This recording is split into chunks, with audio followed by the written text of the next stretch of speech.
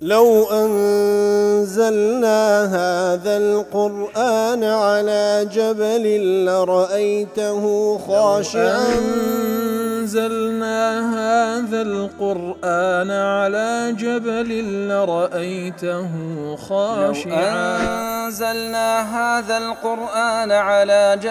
لرأيته خاشعا متصدعا من خشية وتلك الأمثال نضربها للناس لعلهم يتفكرون.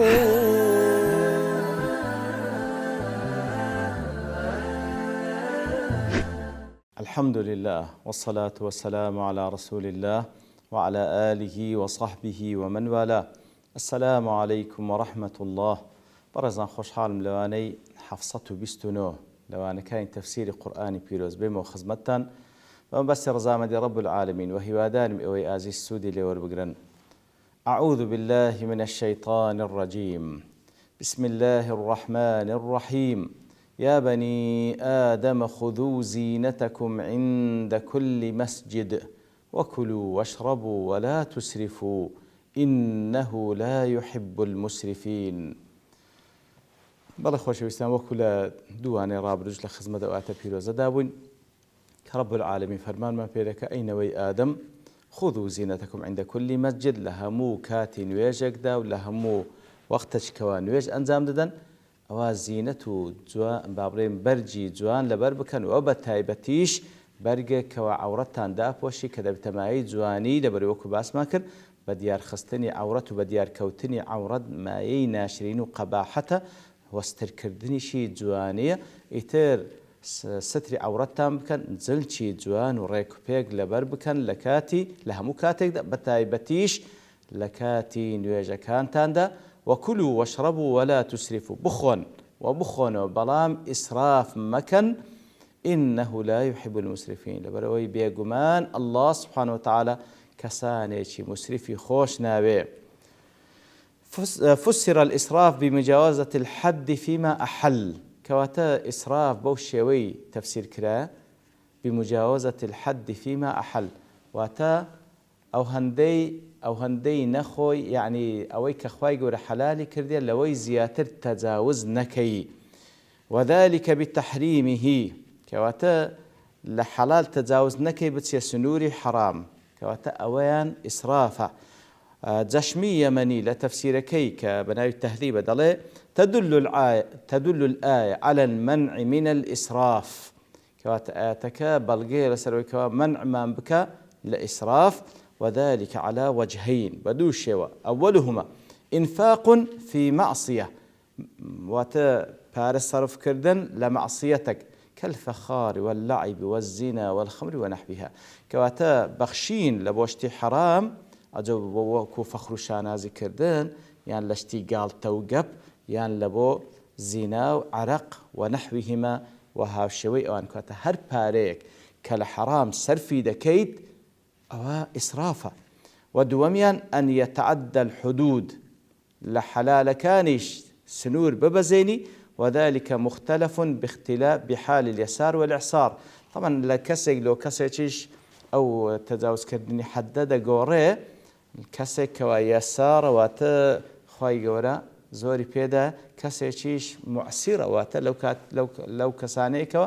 تەنگ بۆ لەسەری خوای گەورە هەردووکو ئیبتلا لە بۆی زۆریدا لە بۆی کەمیدا لە کەسێک لۆ کەسێک دەگۆڕێ.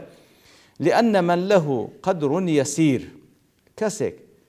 بەشێکی کەمی پێدایە خوای گەورە لو أنفقه في ضيافة أو طيب أو ثياب خز وهو وعياله يحتاجون إليه كواتا أجر كسيك بشيشي كميه أو بشكمي بتي أنواع ضيافة ميوانداري بيبكا ياخذ أنواع بونو كماليات زلشي جواني زيادة عن اللزوم بيبكري لكاتك دا بخوي ومن داركان بيستان بيه فهو صرف محرم وبالنسبة أو كسي إسراف حرامة. ومثل في الموسرين لا يقبح ولا يكون صرفا. بەڵام کەسێک خوا پێداوە ئەگەر زیافتیش بکاتن زیافەتی گەورە گەورەش بکاتن و هەروەها بۆنی خۆش و ئەو بابەتە جوانانەش بکڕێتن بە نیسبەتەوی ناکاتن ئیسراف بەڵام بەزبەت کەسێک فەقیر دەکا ئیسرافکەوە لە کاتێکدا شتی پێویستی لە بۆ خۆی منداڵەکان پێویستە بچی لەو زیادانە لەو کەمالیاتان سەرفی بکە. وتدل على أن الأشياء على الإباحة وهو آية بلغية لسروي أصل لها مشتكان مباحة والعقل يدل على ذلك. عقل إنسان شهر بلغية لسرهندي لأنه تعالى خلقه لمنافعهم يتر خواهي قورة أو خواردنەوە أو رزقي خواهي قورة لبو نفع بشر دروس كردية. والسمع ورد مؤكدا لو أو أدلاني سمعي شرعيش هاتي التأكيد لسوي دكاتوا كأخواي قورة سبحانه وتعالى همي لبو نفع إنسان كان دروس كردية. ولذلك قال لو يدلي من حرم فهو مطالب بدليل السمع. هر کس يقبل فلان شد حرامه پێویستە بەڵگەیەکی سەمعی لۆ بینتەوەتە لە بەڵگە شەرعیە کان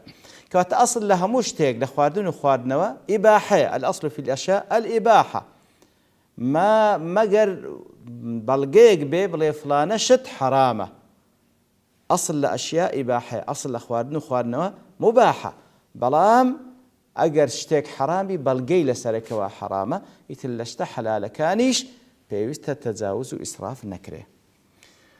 لحديث إذا كوا إمامي أحمد روايات كده عبد الله كري عمر خواي قول لخوي باب رازي بدفن في صلى الله عليه وسلم فرموي كلوا واشربوا والبسوا وتصدقوا بخون وبخونوا لا بربكن زلكش دومك وتصدقوا ببخشن لبينا إخوة بلام في غير إسراف ولا مخيلة. بلام إسراف مكن لبوه خوب قول دانان وبتكبر نبي. إن الله يحب أن ترى نعمته على عبده. كواتا بيقومان الله سبحانه وتعالى بي خوشا نعمتكاني لسرباندكي ببيندري. رب العالمين بي خوشا نعمتكاني لسرباندكي ببيندري. يتر بخونو شل بربكنو وخير الصدقات يجبكن بلام إسراف مكن وهروها لبو تكبريش نبي لبرتي لبروي رب العالمين بي خوشة نعمتكاين لسر بندكي ببيندري. لمصنف ابن أبي شيبة دهات ابن عباس خوي يقول لخوي باب الرازي بدفرمي كل ما شئت أويد خوي بيخو بيت خوشة والبس ما شئت أوي بيت خوشة لبريكي لزل كبر قشمك بلام مخطأتك خلتان بلام بيستدوش تتيدا نبي صرف أو مخيلة. بس إسراف مكلا خواردن إسراف مكلا زلكو برق وهروها لبو تكبري شد نبي أو خواردنو وهروها أو زلكو برقه. وفي قوله تعالى إنه لا يحب المسرفين كاتك ورب العالمين دفرمي بيقمان الله سبحانه وتعالى كسانيشي مسرفي خوش ناوي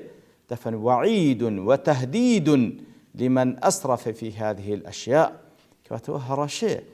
لبو كسانك وإسراف دكان لا لا خواردن ولا زلكو برقو زيادة رويدة كان لأن من لم يحبه الله لم يرضى عنه أوي كوا رب العالمين كذا فنمي خوشي ناوي كواتا لي رازين هرشي. تناقل المفسرون وغيرهم ما قيل إن قوله تعالى كواتا مفسر كان أو نقل كذا درباري أو آتا كاتك وأخوي وكلوا واشربوا ولا تسرفوا ضلين أو آتا جمع الطب كله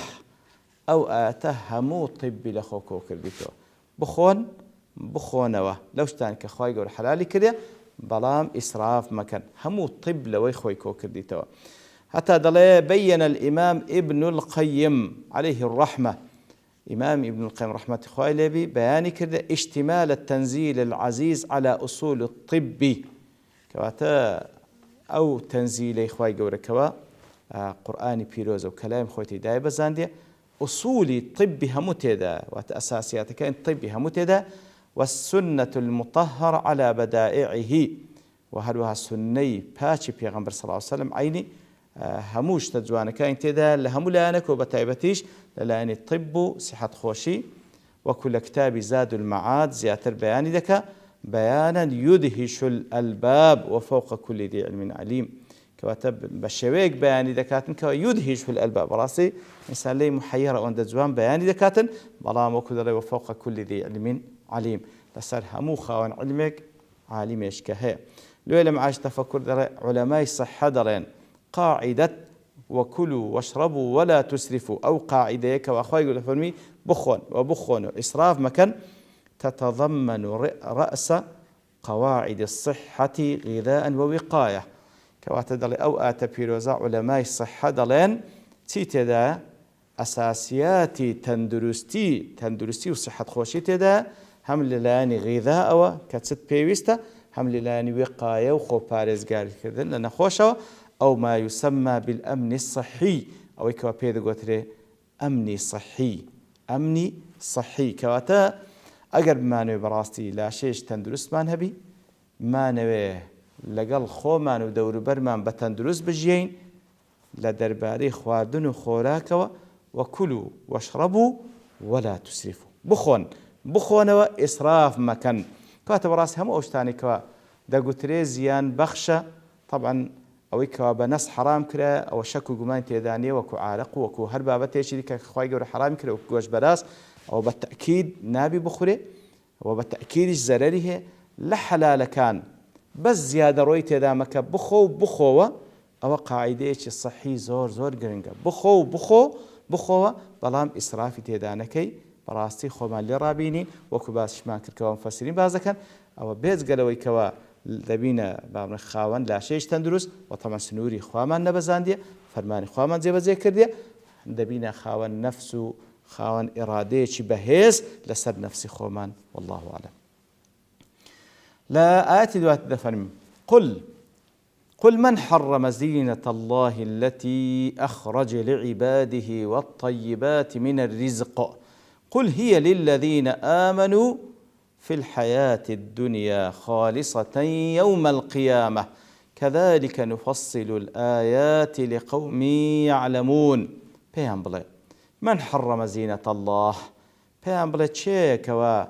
زينة جوانية كان كالله درستي كردية شي حرامي كرد التي أخرج العباد والطيبات من الرزق يتر أو زينتك وأخواي قورا لبو بندكاني دري هنايا لبو بندكاني هنايتي وجود وأو رزق باكو حلالو ريكو بيكاني كواخواي قورا وكو بإنسان كاني بخشي شي حرامي كل بشر بيان بلا قل هي للذين آمنوا في الحياة الدنيا بيان بلا أصلا أو رزقو أو زينة أو جوانية كخواي خلقي كريا لا أصلا ولا بو إيمان داراني خلق كرديا لجيان الدنيا وكافر كانش لقل يان شريكا خالصة يوم بلام لقيامته خالصة هرهم لبو إيمان دارانا كافر بشي لا خوشي ولا جواني ولا رزقي باق نامينه كذلك نفصل الآيات لقوم يعلمون آبو الشيوة آتكان تفصيل بيدين بياني دكين توضيحي دكين روني دكين شي سودي لوردقري لقوم يعلمون قومي كوا كساني كوا علميان هبي قل أي لهؤلاء المشركين بو مشركان بلا وكلا تفسير قاسم دلا بو مشركان بلا الذين يحرمون ما يحرمون أواني كوا شتانك حرام دكن كحرامي دكن لسرت أساسك بآرائهم الفاسدة وابتداعاتهم أواني كوا أو مشركان كوا لخوان وبالرأي بآراء فاسدة كان خوانو بشتك كوان نوية بدعية كخواي قريز أصل أساس اللودانة بزاندية بيان بلي أو مشركان كواتسان شتيشان حرام كرديا بيان بلي من حرم زينة الله التي أخرج لعباده أي زينة الله أي من الثياب وسائر ما يتجمل به زينتي خوا واتا أو زلكو برقانيو وأوشتاني كوا إنسان خوي بيدرا زيني توا شي حرامي كرديا التي أخرج لعباده من حرم زينة الله أخرج لعباده كواتا أو زلكو برقو أو زينتاني كوا خواي قورا حلالي كرديا لبو بندكاني أخرج لعباده لبو بندكاني دري سواندي لتي دري سواندي أو زينة أو جواني كوا أوان لبريد كان يان لنباتا وكو كالقطن والكتان أو كوا لوكو وهروا كتانة كالنبات دردتي ياخذ لحيوان ودي كالحرير والصوف وكو حرير أو ريشم وكو خوري يترشي حرامي كردي أو خوارناني ياخذ أو جوانياني كخواي قورا لبو بندكاين درينا تل أصليش نبات تل أصليش حيواني كلبو زلكو برجي جوان لبريب كان ئیتر وەکوتمان لە نەباتە وەکو لۆکە و کەتان یان لە حەیوانە وەکو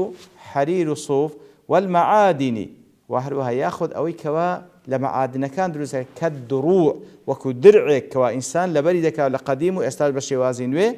هكذا عمم المفسرون هذا ئیتر مفسرەکان بەو شێوەی تعمیمی ئاەتە دەکەن ووجهه أن تخصيصه يغني عنه ما مر کاتە پێویست ناکە تەخسیس بکەن بە شتێک